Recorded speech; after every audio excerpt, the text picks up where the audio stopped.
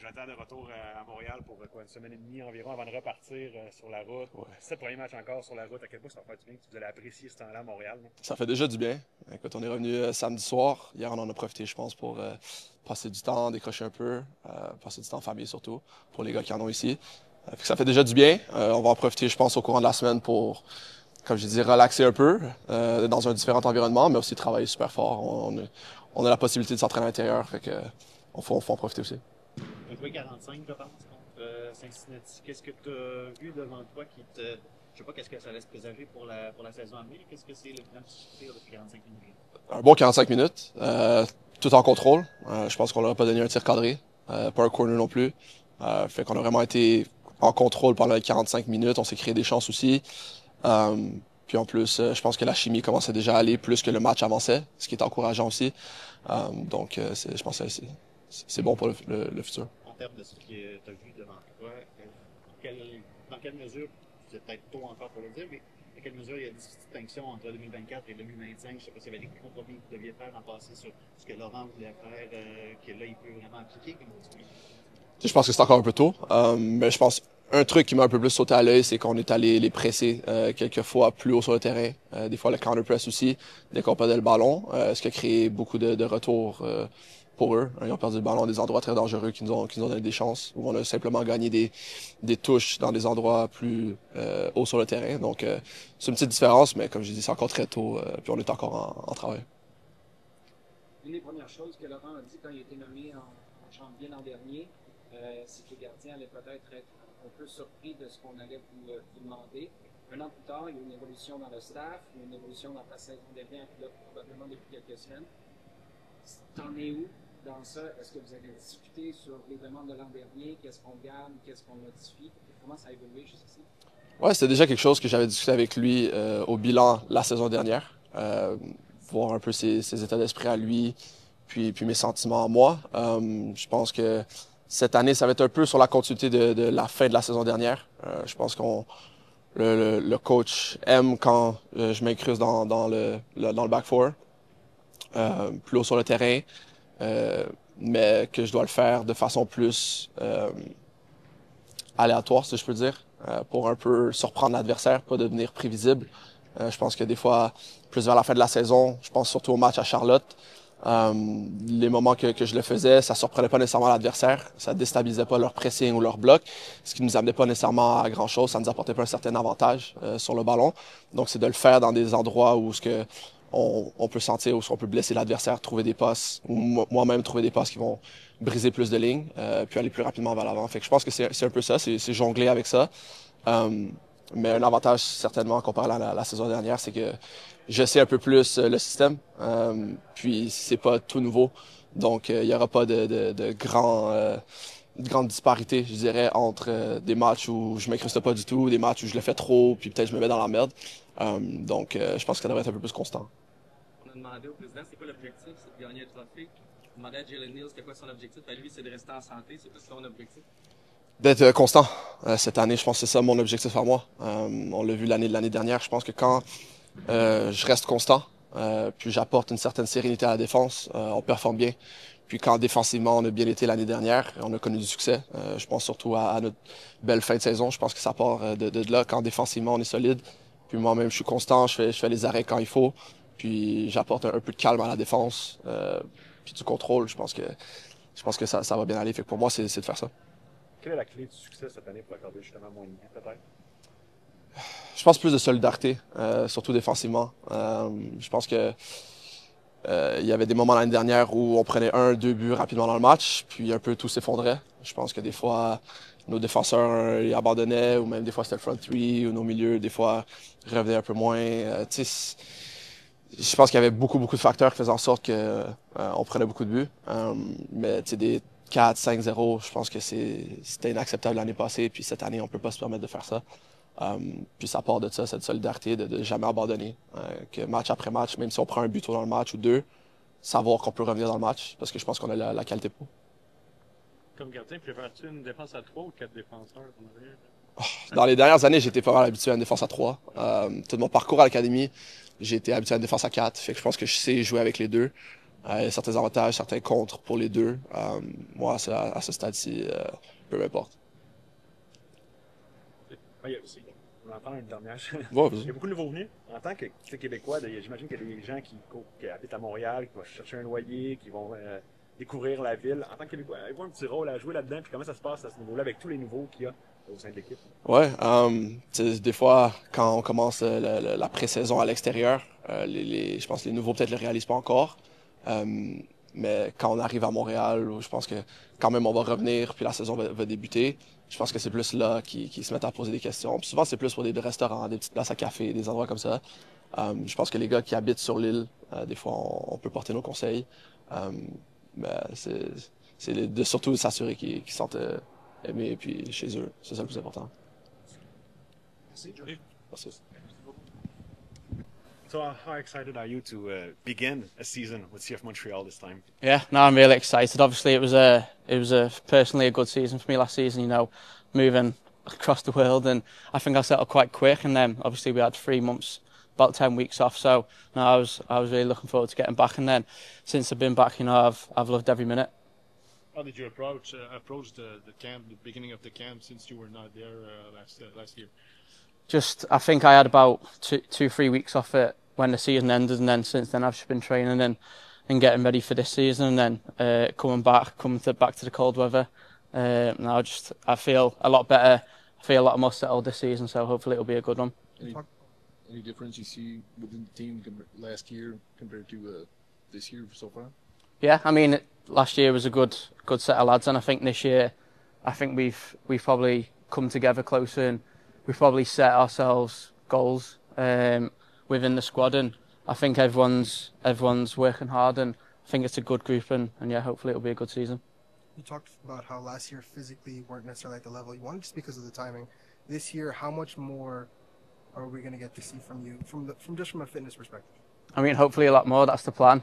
Hopefully I'll be more of a starter, and yeah, just bring my qualities, and obviously with a pre-season under my belt, it'll help.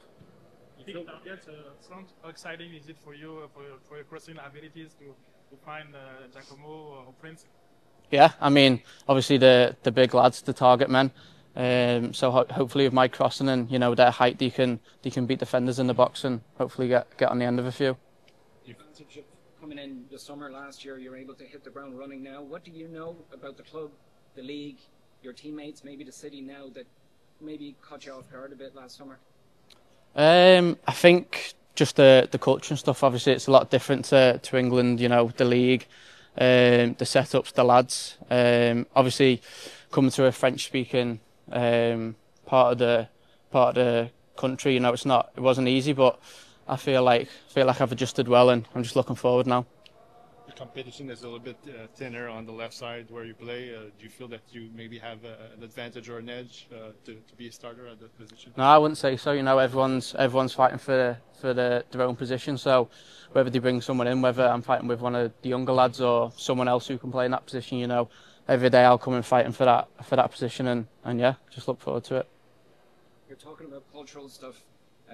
It's your first training camp at this time of the year. Maybe the length of it is different, and the setup obviously coming inside.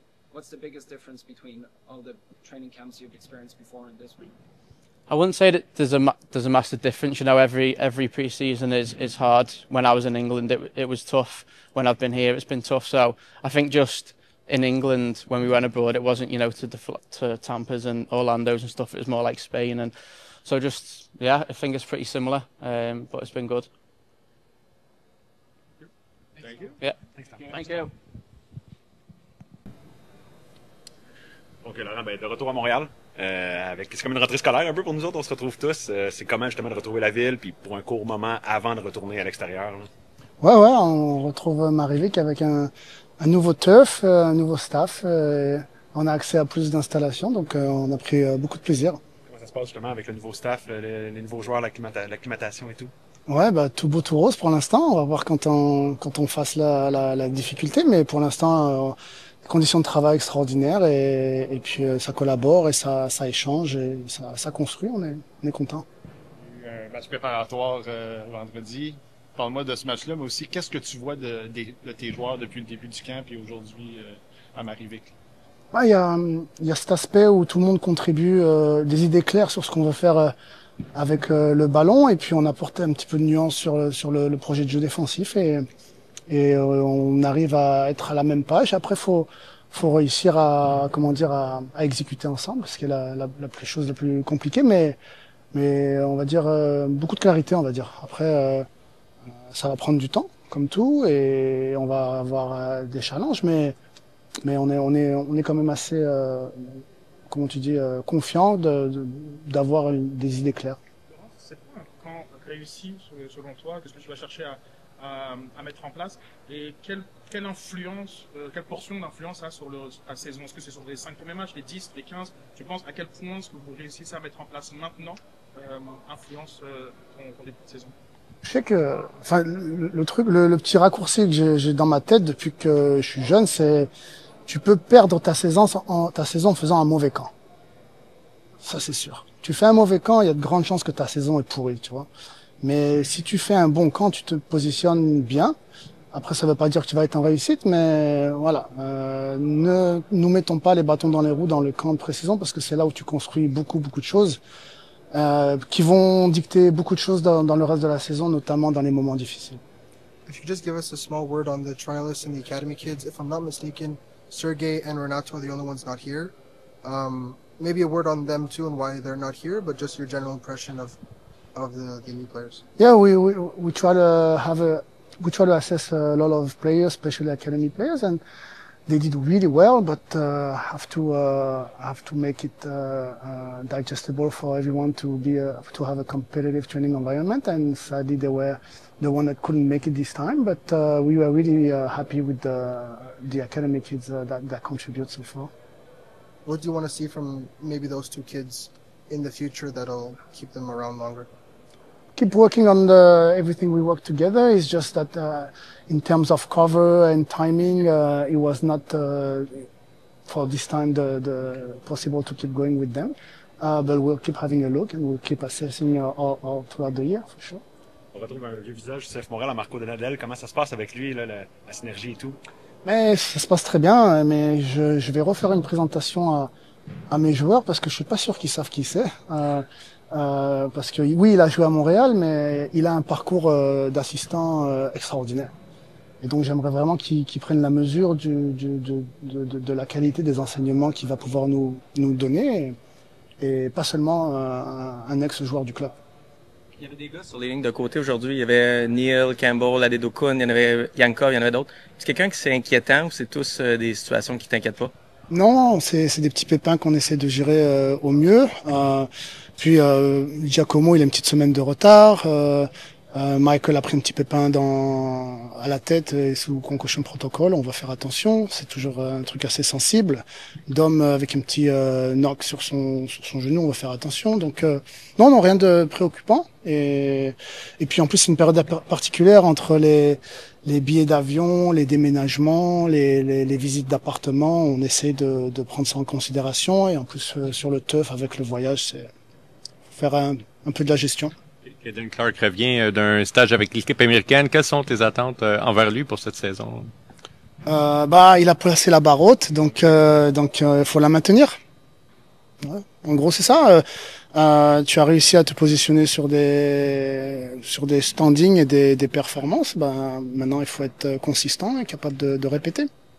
Jonathan Séquois nous parlait tantôt de, selon lui, une des solutions pour réduire le nombre de buts accordés par rapport à l'an passé.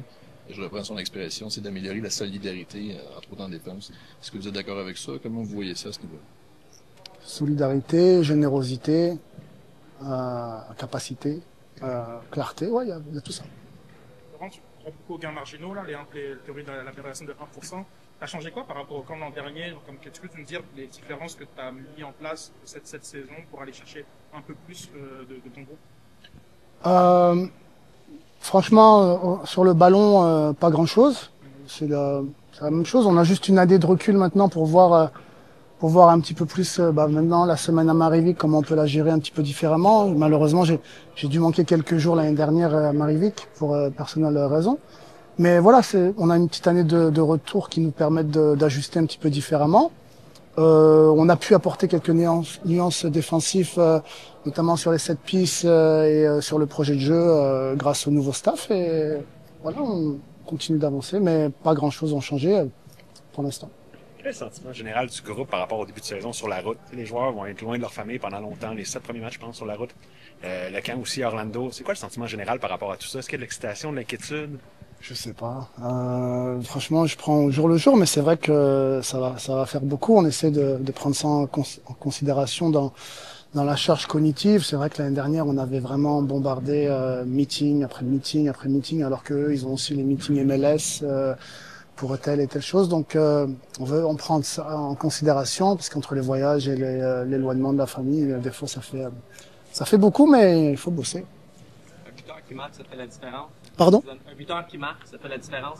Une dizaine de jours, Prince aussi a marqué tout un succès en tour. Qu'est-ce que tu peux nous dire sur Prince? Comment tu le trouves depuis 10 jours? Surpris, pas surpris. C'est-à-dire sa générosité dans ses courses, mais pas la première, mais dans la deuxième, dans le back press aussi, et pour recommencer à faire la course. Et après défensivement, donc